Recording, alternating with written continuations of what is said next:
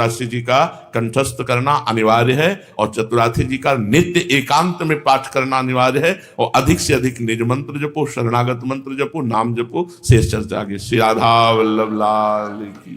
उपासक को कभी भी अपनी साधना में निराशा, विषाद, उदासी और असमर्थता को स्थान नहीं देना चाहिए। ये दृढ़ निश्चय रखना चाहिए कि इसी जन्म में मुझे ध्येय की प्राप्ति होगी। हमारे ध्येय प्रिया प्रीतम है, इस जन्म में मुझे प्रिया प्रीतम की निश्चित प्राप्ति होगी। ये दृढ़ मन में बैठा लेना चाहिए, निराश नहीं होना चाहिए।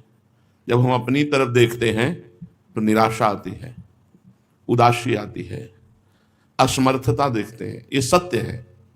जब हम अपनी तरफ देखते हैं तो निराशा ही लगती है।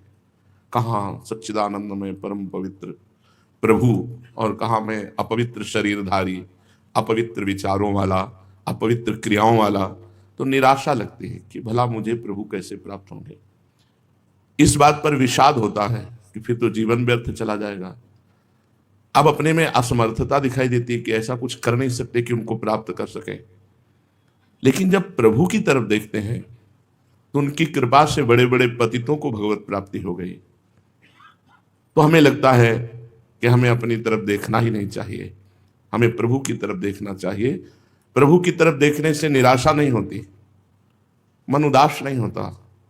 उनका स्वभाव, उनका प्रभाव जो हमने शास्त्रों में पढ़ा, जो संतों से सुना, कि कृपा समुद्र है। एक बार जिससे स्वीकार कर लेते हैं उसके दोष नहीं देखते, उसका बेड़ा पार ही कर देते हैं। तो हमें निराश, उदास, असमर्थ होने पर भी अपनी तरफ देखते हैं तो ये है अपनी सामर्थ्य नहीं है। लेकिन उनकी कृपा की तरफ जब देखते हैं तो ये सहज है। हमारी स्वामिनी जी सहज, कृपालु, उदार, दयालुता की मूर्ति है।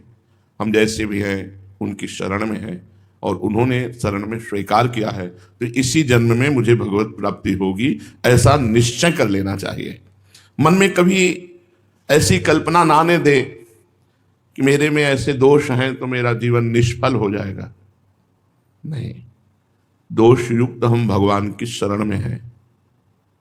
जन अवगुण प्रभुमान न काऊ, दीन बंधु अति मृदुल स्वभाव। हमारा दोष हमारे प्रभु नहीं देखेंगे। वो अगर दोष की तरफ देखे तो कोई भगवत प्राप्ति कर ही नहीं सकता है। वो अपनी शरणागति की तरफ देखते हैं कि ये हमारी शरण में है, बस इसी से वो कल्याण कर देते हैं, मंगल कर देते हैं। मुझे ये निश्चय रखना है कि मेरा जीवन निष्फल नहीं होगा, इसी जन्म में भगवत प्राप्ति होगी। मन में यह दृढ़ निश्चय करो कि मेरा भगवान से संबंध था, है और रहेगा। इस संसार से संबंध न था न रहेगा तो बीच में जो है भी वो नहीं के समान है। 4 दिन की बात है, इसके बाद कोई हमारा नहीं। जीवन में लाखों का मेला जुड़ा, हंसा जब जब उड़ा तो अकेला उड़ा। उस दिन की याद करो जिस दिन तुम्हारा शरीर छूटेगा, उस समय तुम्हारे साथ कौन होगा? न रुपया, न मकान, न भाई, न बंधु, न रिश्ते, न नाते, कोई नहीं। इसलिए हमारा संबंध प्रभु से था क्योंकि मैं भगवान का अंश हूं, है क्योंकि मैं भगवान का हूं। गुरुदेव ने इस बार जागृत कर दिया संबंध को।